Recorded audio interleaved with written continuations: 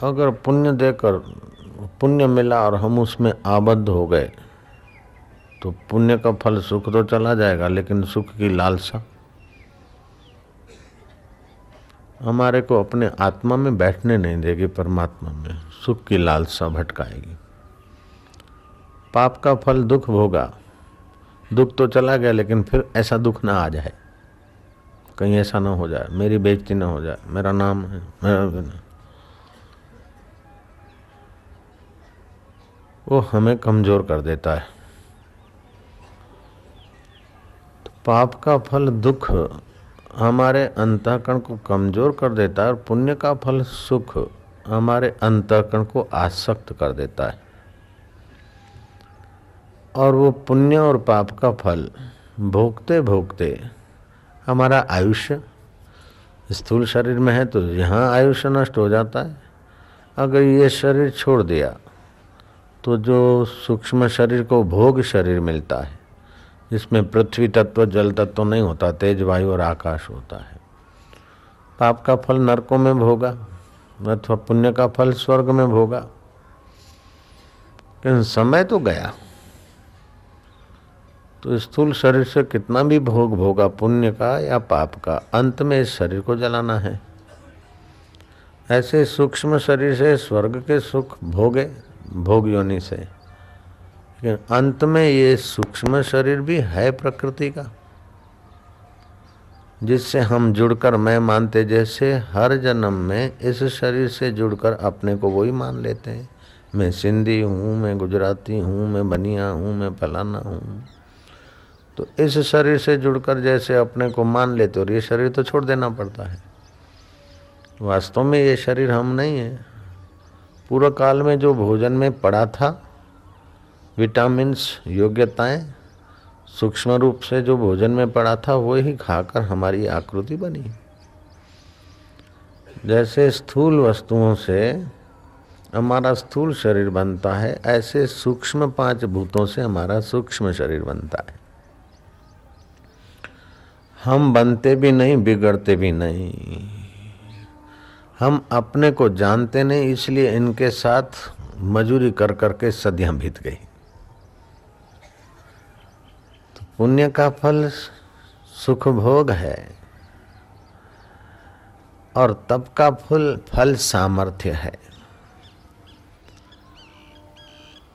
तो हमने कठिनाइयां सही, तपस्या की, शारीरिक तपस्या की, मानसिक तपस्या की, वाचिक तपस्या की, तो इससे सामर्थ्य आएगा।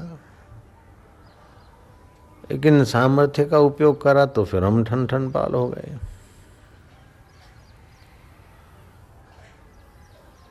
तो सामर्थ्य का उपभोग करो, चाहे किसी सामर्थ्य का लोकांतर में भोग करो, यहाँ करो, लेकिन अंत में तपस्या का फल भी हम भोग कर रीते रह जाते हैं। तो नित्य जीवन से हम नित्य दूर ही चले जा रहे हैं। अब इस बात पर ध्यान रखना है कि हमारा अनित्य शरीर है और अनित्य संबंध है, अनित्य भोग है, और इन अनित्यों की प्रतीति नित्य आत्मा से होती है। दुख आया चला गया। अगर आत्मा अनित्य होता तो दुख के साथ आत्मा भी चला जाता, हम भी चले जाते। सुख आया और चला गया, लेकिन कोई नित्य है जो सुख को भी देख रहा है, दुख को भी देख रहा है। स्वास्थ्य आया, बढ़िया रहा स्वास्थ्य, लेकिन बीमार हो गए तो स्वास्थ्य चला गया। फिर बीमारी चली गई, स्वास्थ्य आया, तो बीमारी भी अनित्य हुई, स्वास्थ्य भी अनित्य हुआ।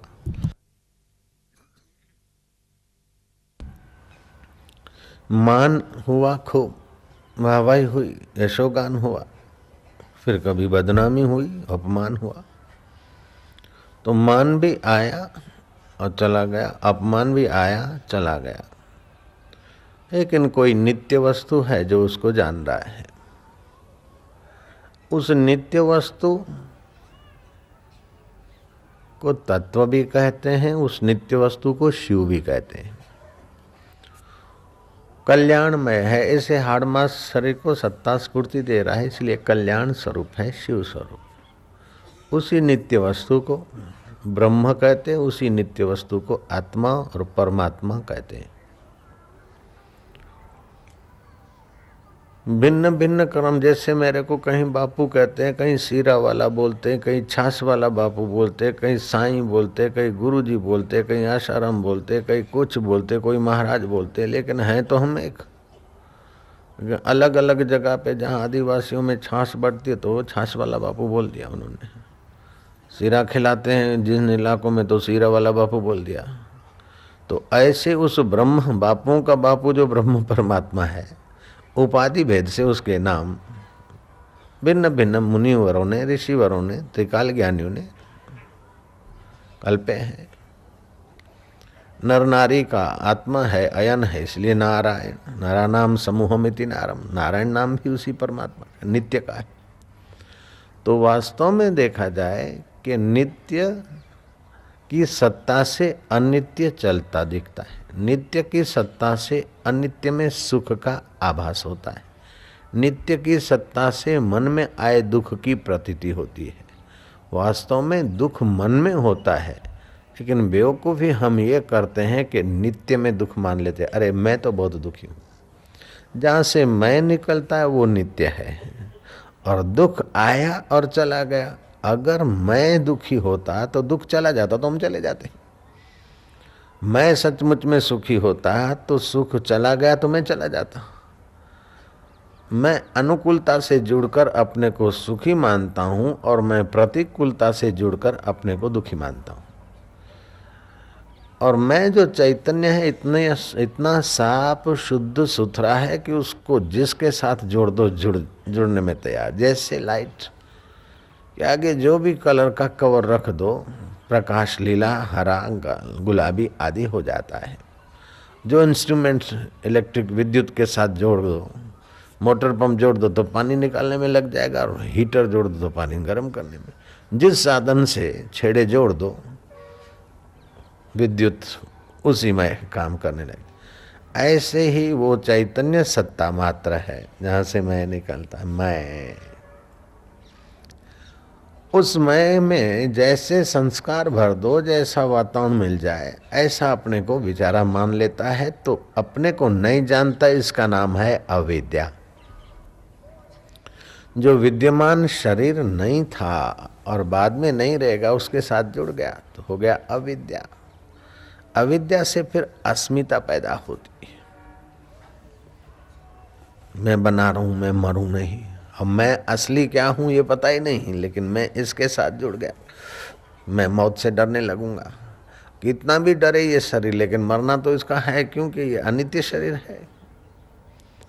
तो अविद्या, मैं अपने को नहीं जानता हूं, अविद्यमान को मैं माना, और मैं जो विद्यमान सदा हूं उसको मैं भूल गया। तो ये अविद्या का फल हो गया अस्मिता। अस्मिता आने से इसके बच्चे भी पैदा हो गए, राग और द्वेष।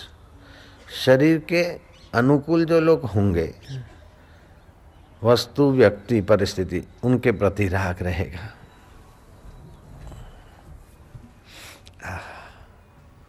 और कोई बदबू है, हटाओ। ये राग और द्वेष, ये चलो। अभिनिवेश, मृत्यु का भय बना रहेगा गहरे गहरे में। मृत्यु का कितना भी भय रखो, फिर भी जब मरना होगा प्रारब्ध वेग से, तो कोई इसको रोक नहीं सकता। और अन्न जल है तो कोई इसको मार नहीं सकता। जिसका जैसा निमित्त आता है ऐसा प्रकृति की लीला होती रहती। तो अब क्या करना है कि अनित्य को अनित्य समझें। तो अनित्य शरीर से, अनित्य संसार से शरीर पैदा हुआ है, तो अनित्य शरीर से अनित्य संसार की सेवा कर दे ताकि अनित्य का आकर्षण मिट जाए, अनित्य में से अहंता मिट जाए। अनित्य से अहंता और अनित्य का आकर्षण मिटते ही नित्य जीवन में आराम मिलेगा। जो नित्य जीवन में आराम मिलेगा तो नित्य नवीन रस प्रगटेगा।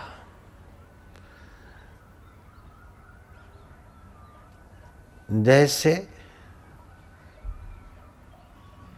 मनुष्य का है तो मैला, गाय का है तो गोबर, गाय की दृष्टि में तो कचरा है, लेकिन गाय छोड़ देती, उसकी परवाह नहीं करती। हम लोग सुबह खाली करके आते, पेट परवाह नहीं करते, लेकिन उसी का खाद बनकर फिर नवीन हरियाली लहराती है, फल फूल फलते बनते।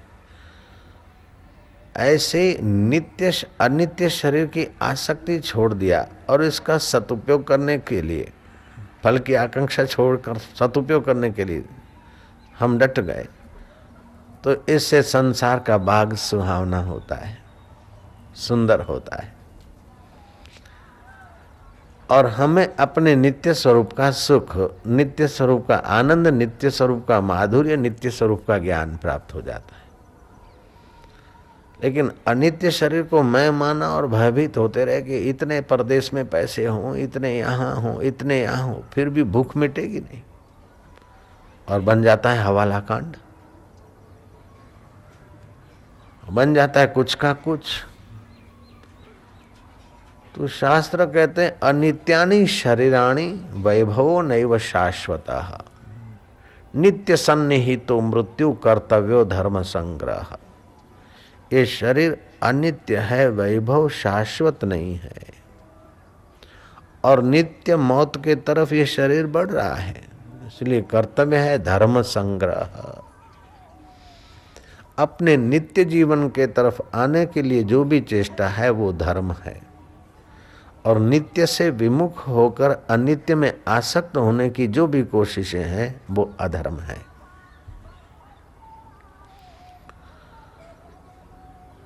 उन्नीस 1923 में अमेरिका के धनाढ्य लोगों का कॉन्फ्रेंस हुआ, और फिर 1948 में सर्वे हुआ, 48 25 साल पहले जो बड़े बड़े धनाढ्य थे वे अब कहाँ किस स्थिति में है, जिसके इशारे से गेहूं और आलू का मार्केट नाचता था, वो आदमी सट्टा मार के इतना कंगाल हो गया और ऐसा गड़बड़ी की कि जेल में पड़ा है।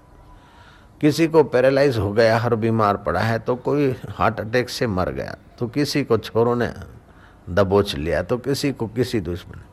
25 साल पहले जो बड़े बड़े सुखी लग रहे थे, अभी देखो तो बेचारे कृपा के दया के पात्र अथवा किसी योनि में, प्रेत योनि में भटक रहे।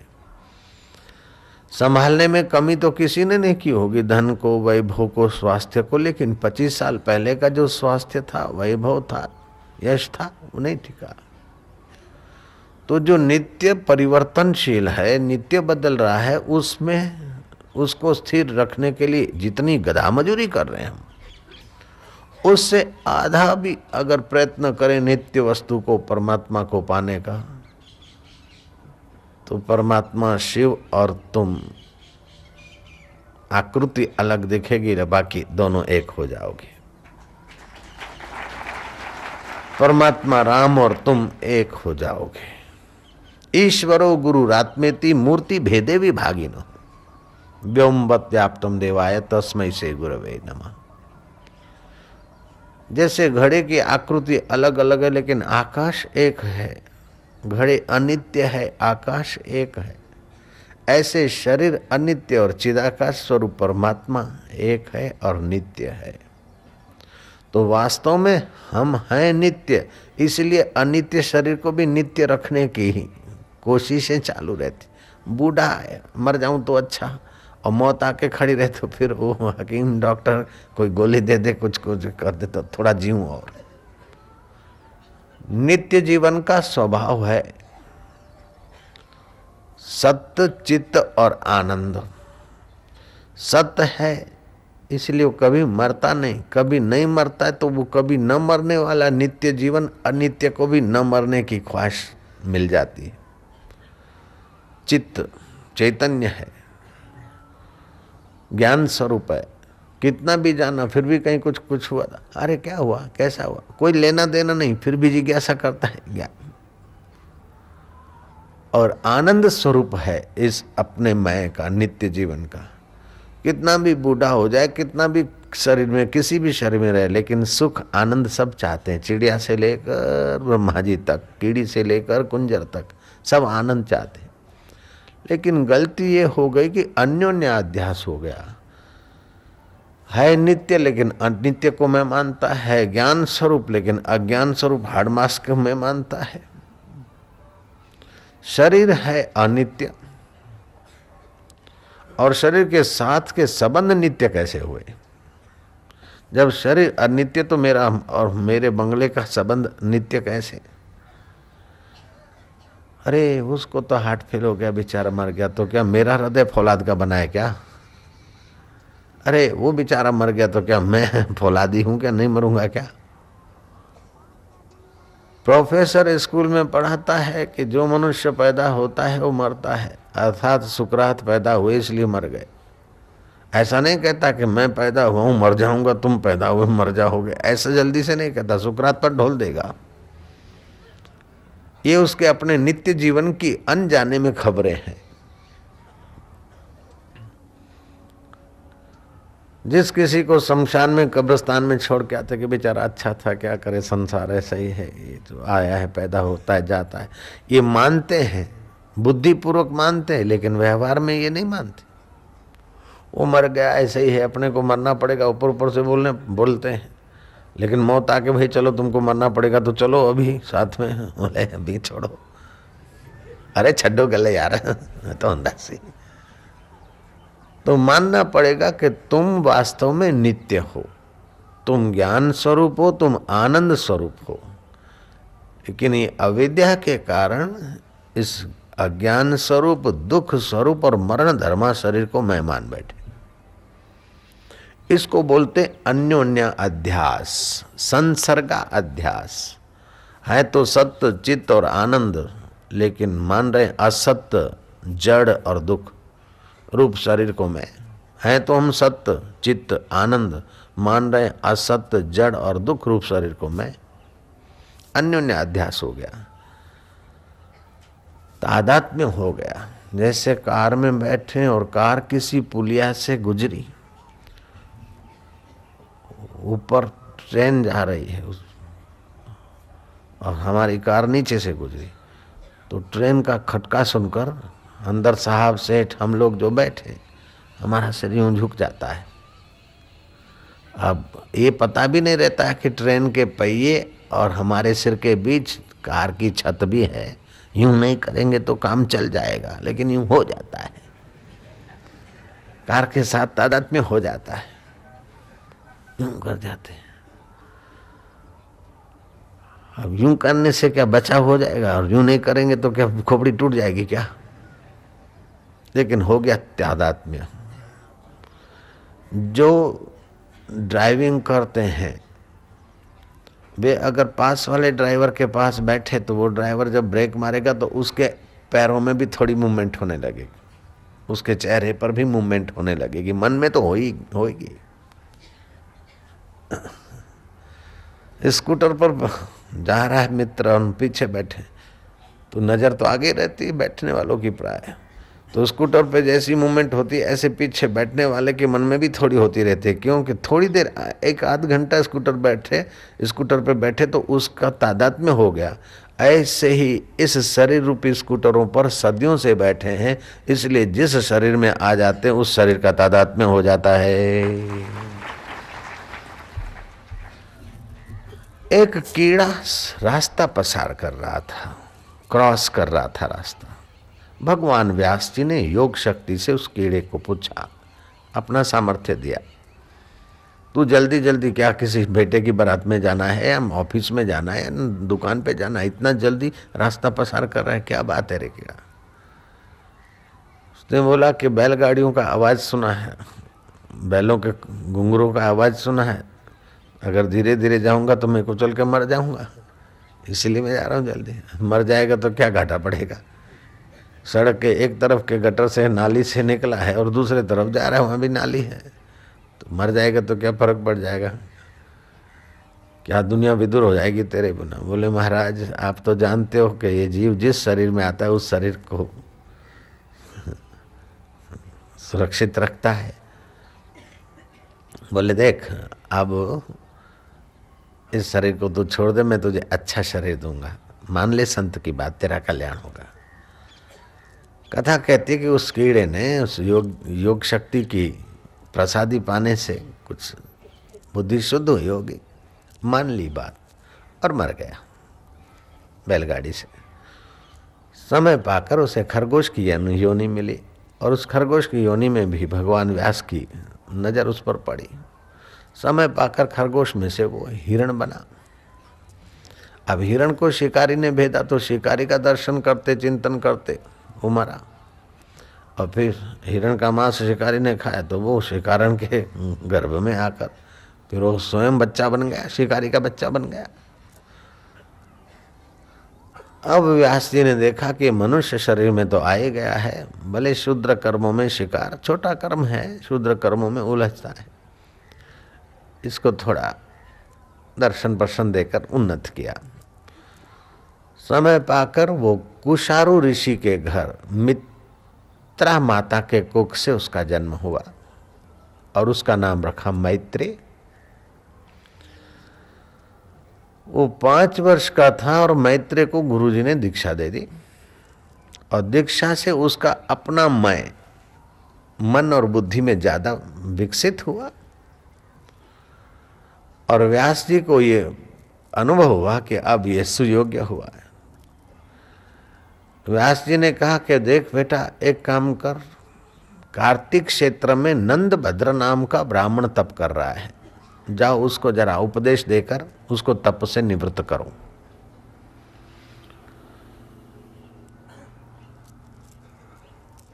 नंदभद्र से पूछा कि तुम तप क्यों कर रहे हो? बोले मैं तप इसलिए करता हूं कि जो झूठे कपटी बेईमान है वो मौज उड़ा रहे, जहां धर्म है वहां धाड़ पड़ती और कसाई के यहां कुशलता, ऐसा क्यों? इसको जानने के लिए मैं तप कर रहा हूं। मैत्रेय ने थोड़ा तादात्म्य किया, गुरु दीक्षा का प्रभाव था। उसने कहा ये झूठ कपट या बेईमानी के कारण सुखी नहीं है, पूर्व काल में उनका शुभ है वो अभी फल दे रहा है इसलिए सुखी है, और जो सच्चाई से चलते हैं ये इधर उधर तो वो सच्चाई के कारण दुखी नहीं है, लेकिन अपने कार्य में कुशलता नहीं के कारण दुखी है, अथवा तो उनका प्रारब्ध पूर्व काल का ऐसा इसीलिए दुखी है। अगर सच्चाई से दुखी ही होते तो सच्चाई से जीने वाले महापुरुष इतने सुखी क्यों, इतने कैसे पूजे जाते हैं? और झूठ कपट और बेईमानी से ही सुख होता तो भिखमंगा कितना झूठ बोलता है, कोई कम झूठ नहीं बोलते। वो भी लोबान लेके घूमते, खुदा ताला रोजी में बरकत दे करोड़पति हो जाओ, 10 साल से वो दुआ कर रहा है, वो बेचारा फुटपाथ पे अथवा तो एक कैबिन है वो भी टूट गई उसकी। तो झूठ कपट बेईमानी से अगर आदमी सुखी होता तो सारे झूठे कपटी बेईमान आदमी निर्दुख होते और सुखी आदमी बहुत दुखी होते और सच्चे आदमी दुखी होते। तो बेईमानी का फल सुख नहीं है। बेईमान आदमी को आप भले वो बेईमान आदमी हो, लेकिन बेईमान आदमी भी अपना मुनीम तो ईमानदार चाहता है, ईमानदार तो ईमानदार को चाहता है, लेकिन बेईमान आदमी भी अपना रसोया ईमानदार चाहता है कि बेईमानी करके रसोया कुछ गड़बड़ ना कर दे। बेईमान आदमी भी अपना ड्राइवर ईमानदार चाहता है, बेईमान आदमी भी अपना दोस्त ईमानदार चाहता है। ईमानदार तो ईमानदार को चाहते हैं, लेकिन बेईमान भी अपना नौकर, अपना सेक्रेटरी, अपना मुनीम, अपनी पत्नी हमसे ईमानदार रहे चाहते। तो बेईमानी के कारण आदमी सुखी या यशस्वी नहीं हो सकते। इस प्रकार के उसके सारे कुतर्क शास्त्रीय संगत तर्कों से मैत्रेय ने काट दिए। नंदभद्र ब्राह्मण ने 80 साल के बूढ़े ने उस किशोर का आदर से पूजन किया और वो तप से निवृत्त हुआ। अब कहाँ वो चैतन्य के कीड़े में मैं मानकर एक नाली से दूसरी नाली में, और कहाँ वो मैत्रेय इतना तो महान पुरुष हो गया कि दुर्वासा ऋषि के चरणों में बैठकर उन्होंने होड़ा शास्त्र सीखा पाराशर ऋषि से, खगोल का खूब अच्छा ज्ञान पाया। अध्यात्म विष्णु पुराण का खूब अच्छी तरह से उनको, पुराणों में तुम पढ़ते होंगे मैत्रेय ऋषि का नाम आता है।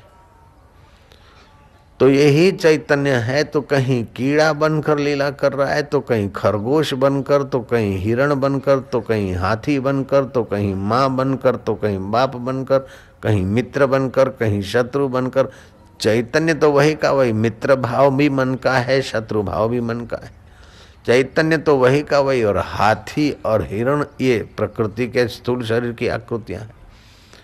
तो जिसने अपने चैतन्य भाव में विश्रांति पाई, अनित्य शरीर को अनित्य माना, तो नित्य में विश्रांति मिलेगी। नित्य में विश्रांति मिलेगी तो नित्य नवीन आनंद, नवीन सुख और अनित्य का सदुपयोग, मुक्ति भुक्ति दोनों उसकी राशि बन जाएगी। नहीं तो तप से शक्ति मिलेगी, पुण्य से भोग मिलेंगे, अंत में तो समय बीतेगा। इसलिए उधर को तप तो करो, लेकिन तप का फल भोग नहीं, ऐश्वर्य नहीं। तप का फल तप ईश्वर को अर्पण करके नित्य जीवन के तरफ तप का सदुपयोग करना चाहिए। नित्य जीवन के लिए ज्ञान का सदुपयोग करना चाहिए। तो नित्य जीवन की प्राप्ति हुई तो अनित्य पदार्थ तो अपने आप खिंच के आते हैं। जैसे सूर्य उदय होता है तो किसी को कहने थोड़े जाता कि फायदा लो। मधुमक्खी मधु इकट्ठी करती तो क्या और लोगों को आमंत्रण देती कि ले जाओ मधु, अपने आप लोगों को लेने को आते। चांद चमकता है, पूनम का चांद, तो आह्लादनी शक्ति उसकी स्वाभाविक प्रकट होती और लोग फायदा लेते। ऐसे आप नित्य जीवन में आ जाएंगे तो आपके द्वारा जाने अनजाने अच्छे कार्य होने लगेंगे, और आप स्वयं जब पूर्ण सुखी होंगे तो दूसरे को सुख देंगे। धन उसी से मिल जाता है जो धनवान है, जो कंगाल है वो क्या धन देगा। तो सुख उसी से मिलेगा जो सुखी है। तो जो नित्य जीवन में है वो सुखी है, और जो सुखी है ऐसे कन्हैया को देखकर पशु और मनुष्य, ग्वाल और गोपियां सुख पा लेते हैं। राम जी को देखकर लोग सुख पा लेते हैं। बुद्ध, महावीर, कबीर के संग में आकर लोग सुखी हो जाते हैं। महात्माओं के संग में आकर सुखी हो जाते। तो सुख का तो आप भंडार हैं।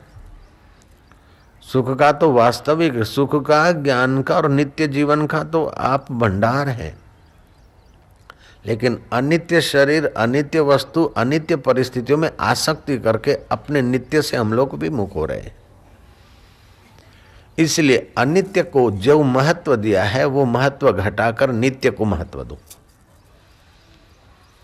कृष्ण ने कहा, मनुष्याणाम सहस्त्रेषु कश्चित एतदि सिद्धये। हजारों मनुष्यों में कोई सिद्धि के तरफ जाता है, अर्थात मनुष्यता से जीता है, पवित्रता से जीता है। ऐसे हजारों पवित्रता से जीने वालों में भी कोई कोई सिद्धि को पाता है, अंतःकरण की शुद्धि को। तपस्वी जीवन, संयमी जीवन, अंदर का संकल्प सामर्थ्य आदि। लेकिन संकल्प सामर्थ्य पाकर भी कोई स्वर्ग की यात्रा करता है, तो कोई किसी लोक में जाता है, तो कोई अपना नाम करके जाने में ही लग जाता है। उन सब में कोई विरला है जो तत्व से मुझ आत्मा को जानता है। मनुष्याणाम सहस्त्रेषु कश्चिद एतदि सिद्धये यततामपि सिद्धानाम कश्चिन वेति माम तत्वतः। इन सिद्धों में भी कोई विरला मुझे तत्व से जानता है। आम आदमी तो ईंट, चूना, लोहा, लकड़ का एक दो मकान बनाकर अपने को बड़ा भाग्यशाली मान लेता है। दो चार बच्चों की फौज लगाकर अपने को बड़ा गृहस्थी मान लेता है। उससे थोड़ा कोई आगे निकला तो थोड़ा बहुत समाज का थोड़ा परोपकार करके अपने मोहल्ले में खानदानी आदमी, परोपकारी आदमी अपने को मानकर वहीं जीवन पूरा कर लेते। इससे थोड़ा कोई ब्रॉड निकला तो अपने तहसील तक का अच्छे काम करके हृदय विशाल करके चला। इससे कोई बड़ा निकला तो अपने राज्य और देश में ईमानदारी से थोड़ा सेवा करके लाल बहादुर शास्त्री की नहीं है। लेकिन सत्य उससे भी बहुत आगे की चीज है। आप अपने देश तक की व्यापकता किया तो अच्छा है, लेकिन सत्य तो एक विश्व नहीं, अनंत अनंत विश्व जिससे उत्पन्न हो के लीन हो जाते हैं। वह सत्य स्वरूप में तो कई आकाश गंगाएं, रखने वाली प्रकृति भी एक कोने में पड़ी है। ऐसा तुम्हारा सत्य स्वरूप नित्य जीवन है। उसको 3 मिनट के लिए जान लो तो आपका दीदार करके देवता लोग अपना भाग्य बना लेंगे। वो ऐसा सत्य है। सत्यम परम धीमहि, व्यास जी ने भागवत के आरंभ में कहा। लिख सकते थे कृष्णम परम धीमहि, शिवम परम धीमहि, लेकिन शिव भी उस सत्य से है और कृष्ण भी उस सत्य से है। किसी को, शिव भक्त को भागवत में कहीं प्रवेश करने में संकोच न हो। इसीलिए सत्य, सत्य से ही तो शिव है। सत्य स्वरूप ब्रह्म से, नित्य जीवन से ही तो शिव है। नित्य तत्व से ही कृष्ण है, नित्य तत्व से ही राम है। और उन्होंने नित्य तत्व में जो कहते हैं, इसलिए भगवान है। और उनका दर्शन पूजन हम लोगों के लिए हितकारी हो जाता है। वास्तव में हम भी वहां हैं, लेकिन हम अनित्य को मैं मानते। अनित्यानि शरीराणि, चाहे शरीर किसी का भी हो, वैभव नैव शाश्वत, नित्य सन्निहितो मृत्यु, मृत्यु के नजीक रोज जा रहे हैं। क्या करिए क्या जोड़िए, थोड़े जीवन काज, छोड़ी छोड़ी सब जात है, देह गेह धन राज। हाड बड़ा हरि भजन कर, द्रव्य बड़ा कछु दे, अकल बड़ी उपकार कर। उपकार करने से क्या है कि नित्य अनित्य शरीर की जो आसक्ति है वो मिटेगी। ऐसा नहीं कि तुम दान पुण्य नहीं करोगे या उपकार नहीं करोगे, किसी की सेवा नहीं करोगे, गरीब के, तो क्या गरीब मर जाएंगे। वो तुम्हारे भरोसे सृष्टिकर्ता ने उनको नहीं जन्माया है। लेकिन तुम्हारा जो अनित्य शरीर के साथ आकर्षण है, अनित्य धन के साथ आसक्ति है, तो दान पुण्य करने से अनित्य की आसक्ति मिटती जाएगी। जितने अंश में उतना ही तुम नित्य में विश्राम पाते जाओगे। और जो नित्य में विश्राम पाते जाओगे, तो नित्य जीवन के द्वार खुलते जाएंगे तुम्हारे लिए। गुरु मिला तब जानिए, मिटे मोह संताप। गुरुदेव मिले, गुरु मंत्र तो मिला, लेकिन गुरु मंत्र जपते जपते, गुरु के सिद्धांत के साथ जुड़ते जुड़ते आप गुरु को पा लेते। गुरु को हमने कब पाया? कि आ गए स्टेज पर अथवा आ गए हमारे पड़ोस में, हमने पा लिया? नहीं, ये तो गुरु के श्री विग्रह को हमने पाया। गुरु को कब पाया?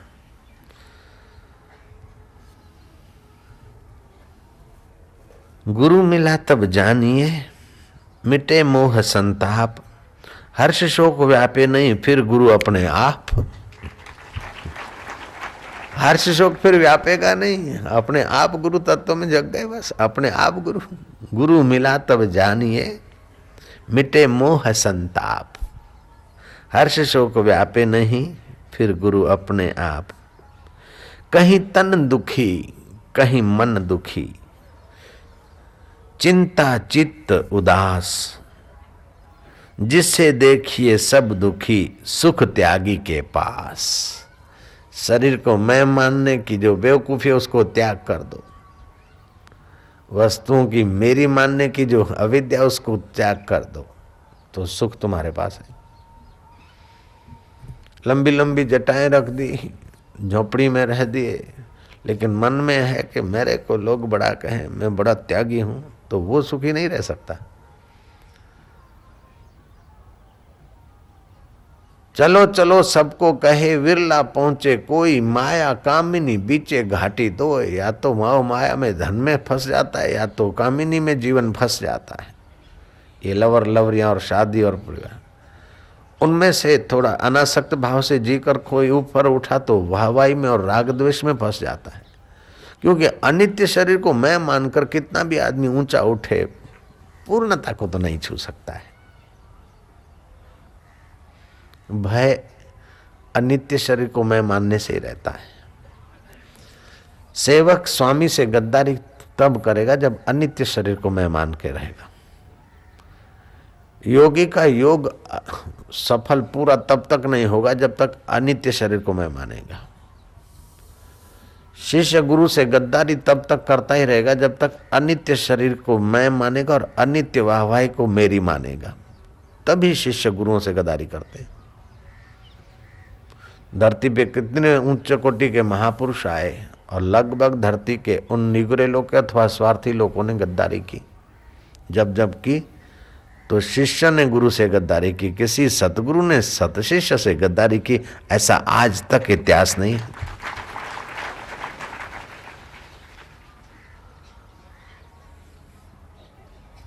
तो अनित्य शरीर को मैं मानकर अनित्य शरीर से सुख लेने की जो वासना छुपी है, फिर बाहर से तो बिल्कुल निकट रहते हैं, गुरु के साथ रहते, गुरु के साथ, गुरु के बड़े ड्राइवर बन गए, ये कर रहे, लेकिन बेईमानी और कपट भी तो उतना ही कर रहे हैं।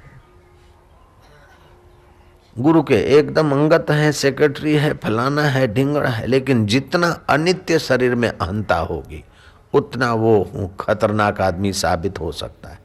और जितना अनित्य शरीर से उपरामता होगी और नित्य परमात्मा में प्रीति होगी, उतना वो शिष्य, उतना वो सेक्रेटरी, उतना वो सचिव, उतना वो मित्र आपसे वफादार रहेगा। जितना झूठे शरीर में, झूठी माया में आसक्ति, उतना वो आदमी, चाहे फिर आपका पति हो, आपकी पत्नी हो, आपका मित्र हो, दोस्त हो, उतना वो खुद को जो आप जितना ज्यादा धोखा देगा उतना दूसरे को देगा। कई लोग इर्द गिर्द ऐसा कोशिश करते हैं कि बापू के तो हम खास हैं, जयराम जी के बापू के खास है, बापू का सिद्धांत पे नहीं ही, लेकिन बापू के खास होकर दूसरे को उल्लू बनाने के लिए बापू के खास हो रहे, बापू के निकटवर्ती हो रहे हैं। बापू के निकटवर्ती सचमुच आप हो जाओ तो आप बापू हो जाएंगे, जयराम जी की। लेकिन आप अपने देह के निकटवर्ती होकर बापू के यश का अथवा बापू के शिष्यों का फायदा लेने के लिए अगर करते हैं तो थोड़ा बहुत भले कोई ठग जाए, फायदा मिल जाए, लेकिन फिर वही हाल रहेगा कि सुख भोग कर भी नाश। इसलिए उन संतों से, भगवान से, श्री कृष्ण के साथ रहते थे यदुवंशी, और श्री कृष्ण के नाम से वे भी पूजे जाते हैं, लेकिन अनित्य शरीर को मैं मान मान कर इतने तो नीचे गिरे कि कृष्ण ने देखा कि अब इनका जीना अच्छा नहीं, लड़े मरे आपस में उनका नाश हो। यदुवंशियों का नाश हो गया कृष्ण के होते होते, वैसे ही नाश होना ही है। जो अनित्य शरीर है उसको तो किसी भी निमित्त से नाश होना है। अनित्य शरीर को मैं मानकर जो सुखी होने की कोशिश करते हैं उसके भाग्य में तो धक्के ही धक्के हैं। ऐसा अपने मन को समझाकर मैं तो नित्य स्वरूप आत्मा हूँ, मेरा तो नित्य स्वरूप परमात्मा से सच्चा संबंध है, शरीर से तो मेरा माना हुआ संबंध है। ओम आनंद, ओम आनंद। जात पात से तो माना हुआ संबंध है, लेकिन परमात्मा से तो मेरा स्वाभाविक संबंध है। ओम शांति, ओम आनंद। ऐसा करके शांति और आनंद में विश्रांति पाते जाओगे तो स्वर्ग के देवताओं को, यक्षों और गंधर्व और किन्नरों को जो सुख नहीं है वो शाश्वत सुख तुम्हारे हृदय में प्रकट होने लगेगा। फिर धिक्कार है उन यक्षों को, गंधर्वों को, किन्नरों को जो तुम्हारी सेवा करके अपना भाग्य बनाने को ना आए। तुम वो चीज हो जाओ, हो केवल जान लो, और अनित्य की आसक्ति छोड़ोगे तो नित्य को जानने में सफल हो। अनित्य शरीर को अनित्य मानने से, अनित्य जीवन को अनित्य मानने से कर्म बंधन से मुक्ति मिल जाती है और नित्य जीवन में विश्रांति पाने में सफलता हो जाती है। तप से शक्ति की प्राप्ति होती है और पुण्य से उत्कृष्ट भोगों की प्राप्ति होती है, परंतु अमरत्व की प्राप्ति नहीं होती है। अमरत्व की प्राप्ति नित्य जो है उस अमर आत्मा में विश्रांति पाने से अमरत्व की प्राप्ति होती है। अमरत्व की प्राप्ति ही परम प्रेम की प्राप्ति है। अमरत्व की प्राप्ति परम प्रेम निखराएगी। और प्रेम में तो महाराज सारे पागल हैं। मनुष्य भी प्रेम चाहता है और पशु भी प्रेम से वश हो जाता है, यहाँ तक कि परमात्मा भी प्रेम का भूखा है। कोई जोगी गया तप बल से, योग बल से वैकुंठ में गया कि भगवान आपकी प्रेमा भक्ति में रखते। भगवान ने कहा रिद्धि सिद्धि मांग ले जोगी, चाहिए तो कोई राज्य मांग ले। बोले राज्य दे रहे हो, रिद्धि सिद्धि दे रहे हो,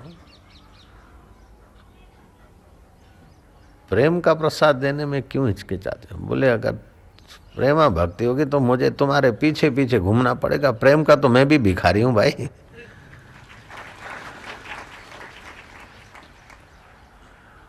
प्रेम न खेतों उपजे, प्रेम न हाट बिकाए, राजा चहो प्रजा चहो शीश दिए ले जाए।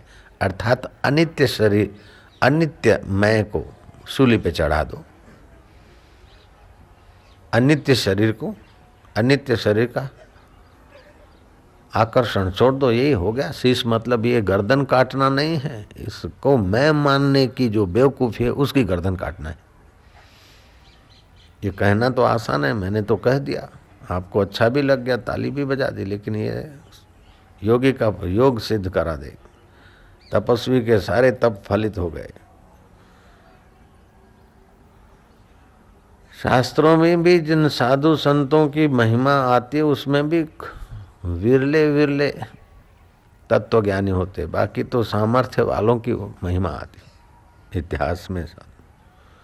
योग सामर्थ्य से जो समर्थ हुए उनकी महिमा अलग बात है, लेकिन योग सामर्थ्य जहाँ से सामर्थ्य पाता है उसमें विश्रांति पाई, वे अलग बात। आदि में परब्रह्म परमात्मा जो कहती हूँ अपने महिमा में थे।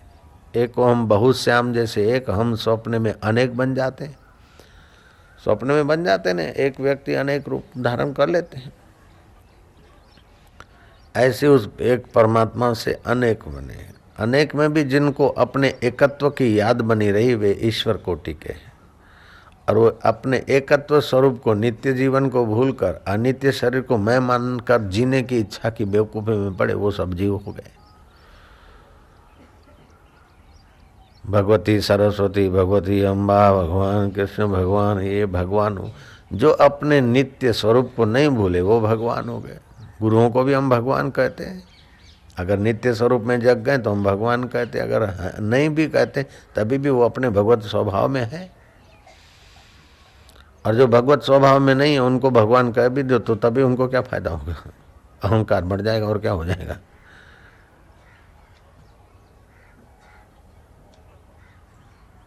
ये कठिन नहीं है, लेकिन उल्टा ज्ञान मिल गया ना, उल्टा चिंतन मिल गया, इसलिए लगता है कि परमात्मा को पाना कठिन है, नित्य जीवन को पाना कठिन है, नित्य नवीन प्रेम को पाना कठिन है। क्योंकि इस प्रेम ने शरीर में मंडारा तो अहम बन गया, परिवार में मंडारा तो मोह बन गया, वही प्रेम पैसे में मंडारता है तो लोभ बन जाता है। तो ये आदत तो पड़ी हुई है, उन्हीं आदत वालों के बीच है। जैसे शराबियों के बीच शराबी होना आसान हो जाता है, जुआरियों के बीच जुआरी बनना आसान हो जाता है, झूठ और कपटियों के बीच बच्चे पैदा हों तो झूठ और कपट उनके लिए स्वाभाविक हो जाएगा। अगर ज्ञानवान के संपर्क में रहे, मदालसा ज्ञानी थी तो उसके सारे बच्चे ब्रह्मज्ञानी हो गए। आज जो कूड़े कपटी होते तो उनके बच्चे कूड़े कपटी बन जाएंगे, कूड़े कपटियों का संग होगा। तो ऐसा भी हो सकता कि कोई हल्का आत्मा आया और अच्छे के घर पैदा हुआ तो उसके हल्का कूड़ा कपटी स्वभाव थोड़ा बहुत रहेगा, लेकिन ये कूड़ कपट और हल्कापना ये सब शरीर को मैं मानने से होता है। स्थूल शरीर को या सूक्ष्म शरीर को मैं और मेरा मानने से होता है। अगर आत्मा को मैं और मेरा माने तो ये सारे दोष निवृत्त हो जाते हैं। तो आप भगवान को अपना और अपने को भगवान का मानो, चैतन्य को मैं और मेरा मानो, जड़ शरीर को मैं और मेरा मानने की गलती निकालते जाओ। जब भी दुख पीड़ा और रोग आ जाए तो समझ लेना कि दुख पीड़ा और रोग आया है, रोग आया पीड़ा ये तो शरीर को हो रही, दुख हो रहा है तो मन को हो रहा है, और ये दुख आया है पीड़ा आई है तो जाएंगे। ऐसे ही सुख सुविधा और हर्ष आया है तो जाएगा। इसको दुख देखने वाला मैं नित्य हूँ, ये आने जाने वाले अनित्य है। आपको हर्ष के समय हर्ष दबाएगा नहीं और शोक के समय शोक दबाएगा नहीं। आप मुक्त आत्मा होने में सफल हो जाएंगे। हर्ष शोक जाके नहीं वैरी मित समान, कह नानक सुन रे मना मुक्त ताहि ते जान।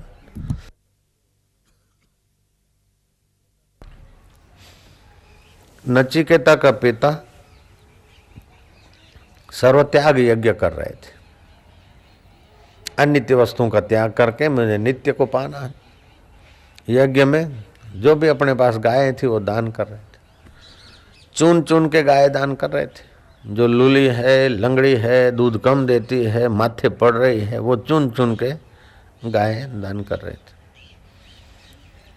शुद्ध हृदय का लड़का ने देखा कि पिताजी त्याग तो कर रहे हैं, लेकिन जो त्यागी त्यागाई है उसी का त्याग कर रहे हैं। जिसमें आसक्ति उसका त्याग करना चाहिए ना।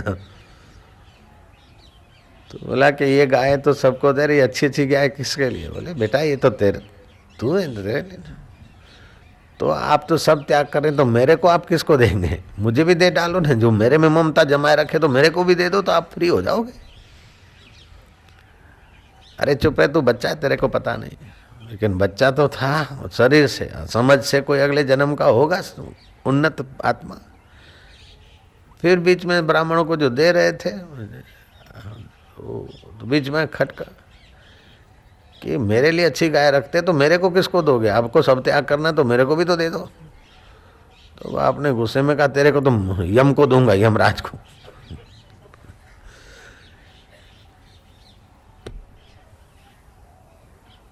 यमपुरी में पहुंचा,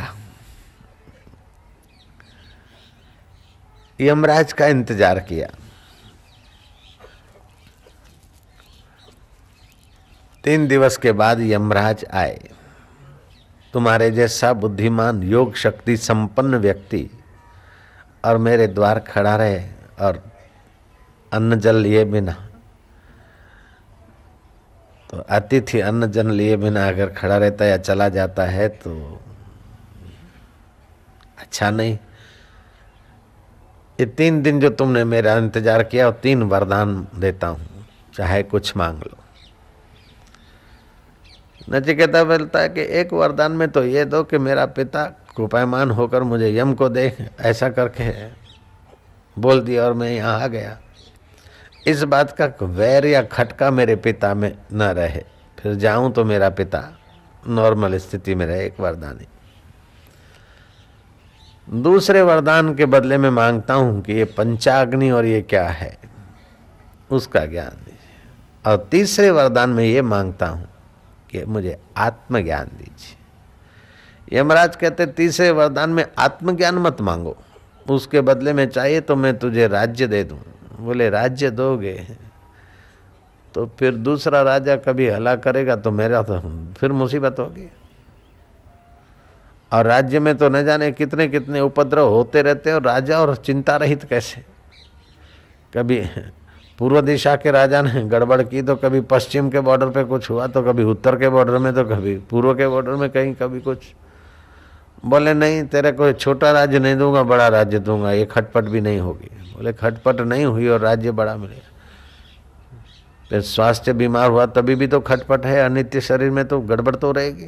बोले शरीर भी स्वस्थ रहेगा, शरीर स्वस्थ रहा लेकिन पत्नी सही नहीं मिली तभी भी तो दुख रहेगा। बोले पत्नियां भी सही मिलेगी बिल्कुल।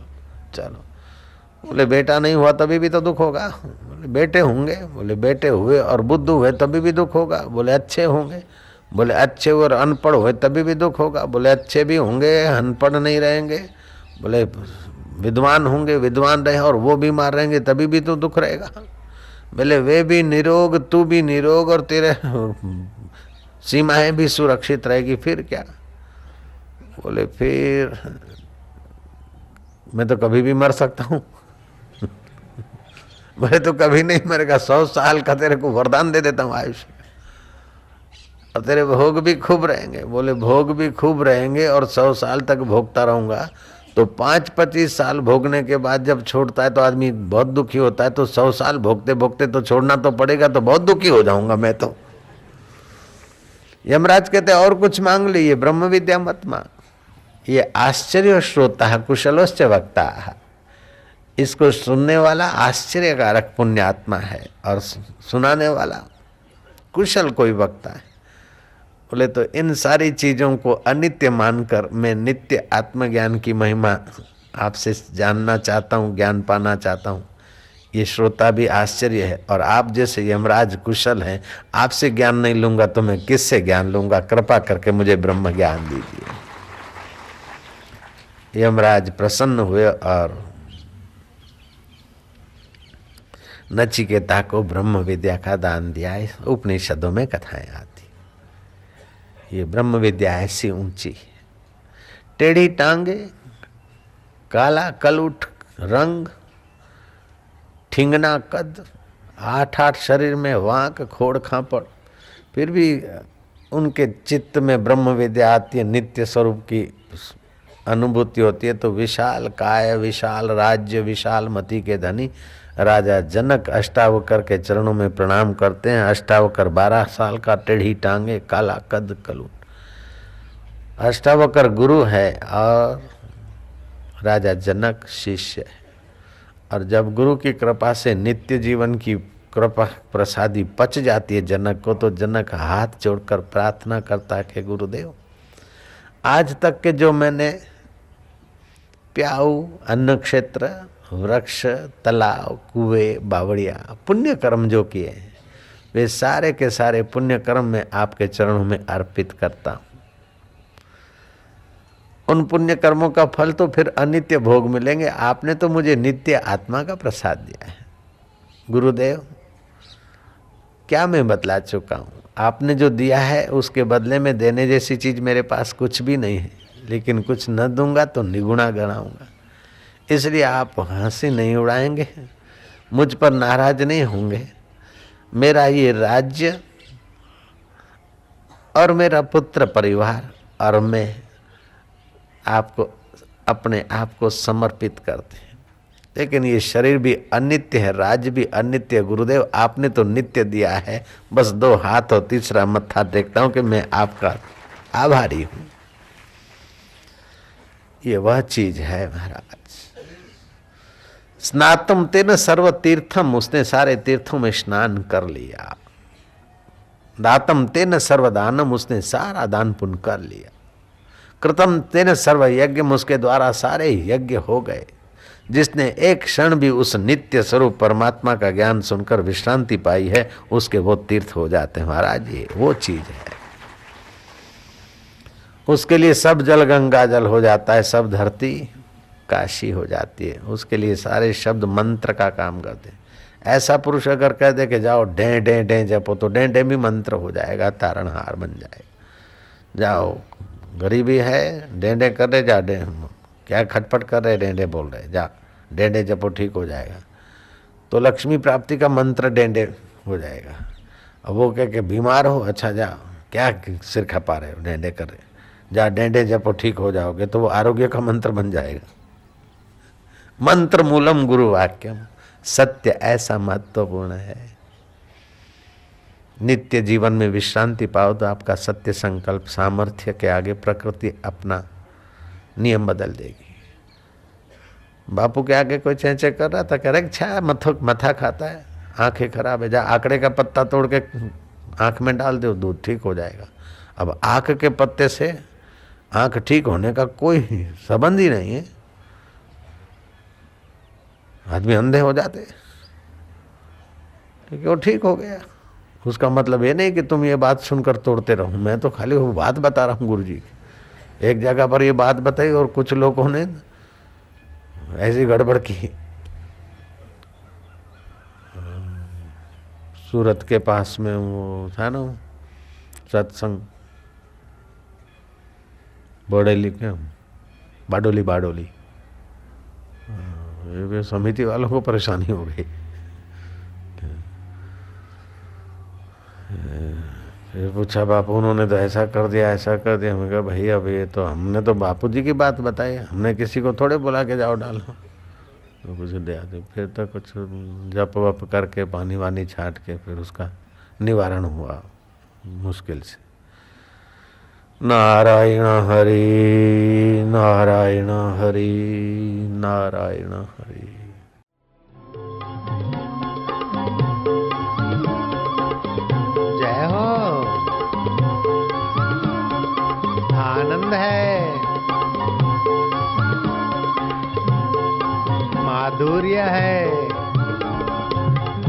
नीलाम कर ले सुस्ती, हरि नाम की पीले मस्ती, मस्ती का नाम है तंदुरुस्ती भैया।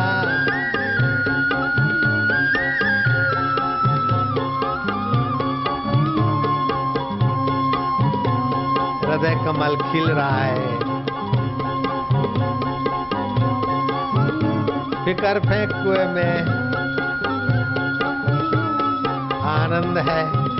हरि भजन का मजा ले, हरि भजन में डूब जा।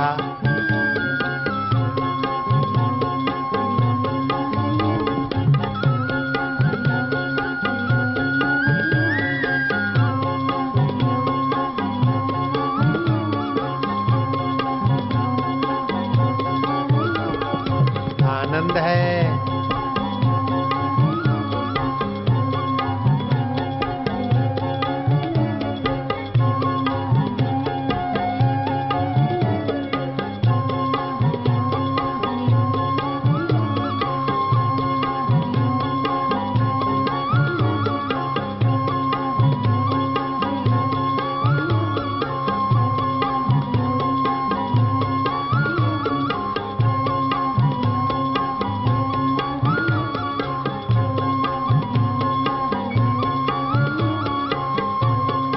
आनंद है, माधुर्य, मस्ती, खुशी।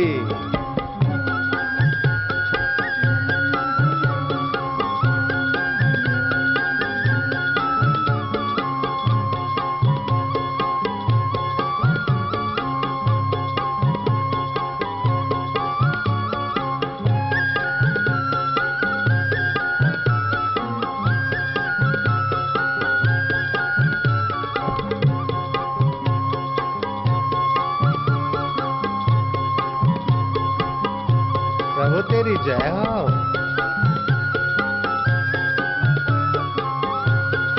आनंद दाता तेरी जय हो।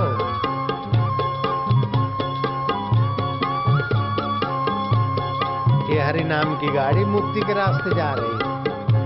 संसार की गाड़ी धूल उड़ाती, धुआं उड़ाती और थकाती, और ये पुण्य पसारती, आनंद उभारती, माधुर्य छलकाती। हाँ,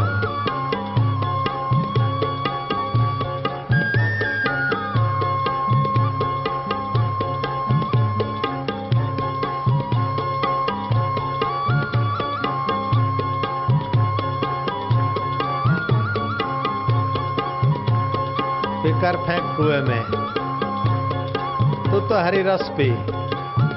जो हो गया देख लिया, जो हो रहा है देख रहे, जो होगा देखा जाएगा। तू रब का रब तेरे, तू प्रभु का प्रभु तेरे। नानक सतगुरु भेटिया, मैल जन्म जन्म दे लथे। औखी घड़ी न देखण दे वही, सतगुरु अपना बिरद संभाले।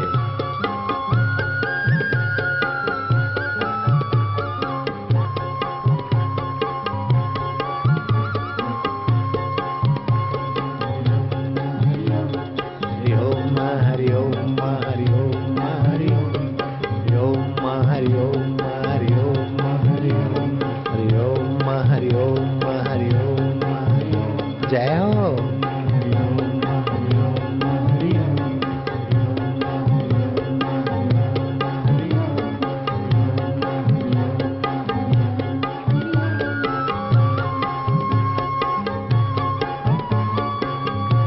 शुभ समाचार, मंगल समाचार, मंगल घड़ियां, परम मंगल के नाम में आनंद में आनंदित होना, ये भी कोई भाग्यशालियों का काम है।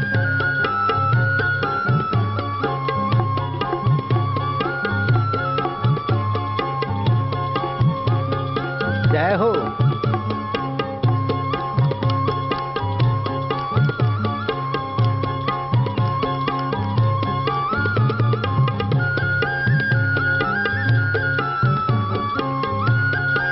कौन कहता है कि रंग नहीं चढ़ता?